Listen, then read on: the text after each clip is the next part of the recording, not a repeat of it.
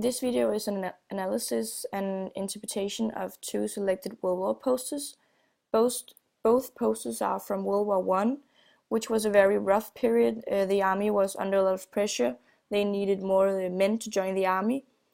So they made these posters to tempt British men to join. On the first poster there is focus on three men, a football player, a soldier, and a cricket player. And then there is a text about them which says the army isn't all work. And this poster should make the army more appealing. They are trying to say like the soldiers have time to play, even though it is work, it's not that bad. The army isn't only about fighting, it's also fun and sport. And the composition is very symmetrical, which brings the focus on the people in the front.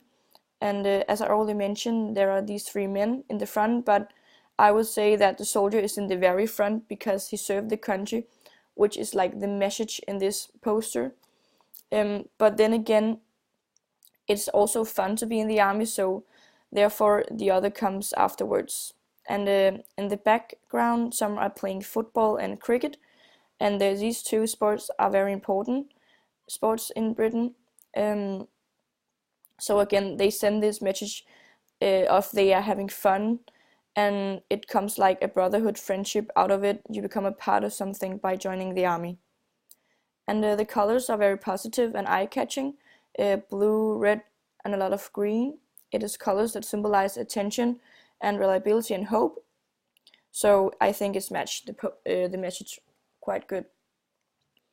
And the number 2 poster, you can see a soldier, maybe more a captain, who points at you, and again a text which says Britain's wants you, and underneath join your country's army, and then God save the king.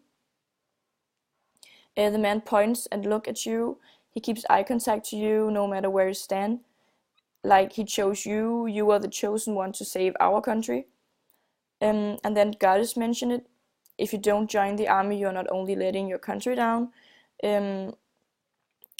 you also let God down. And back then it was very religious, so it appeals to ethos because he's a strong soldier.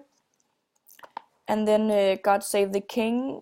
Today we would say God save the queen, and it is very national. It referenced to like you want to join the army, and it symbolizes Great Britain, and it appeals to your nationalism.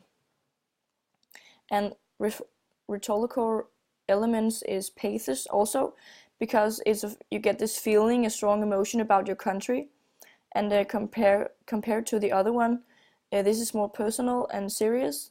And I would say if I was a British guy, I would have felt pressed, maybe forced to join the army, because not only is it say that the country needs you, also God and the Queen need you. Like no fun here, no sport. You just need to save your country and the Queen.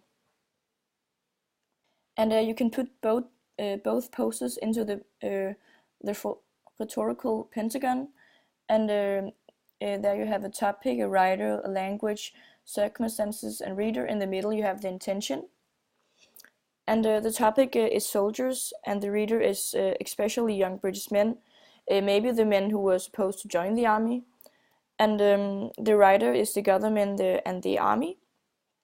And the language is few words, and the exclamation mark and the block capitals make it strong and capitalized and huge, which empathizes. And the circumstances is that the army needs soldiers. So this whole intention, the middle of it, is that they are important because the government is speaking to them.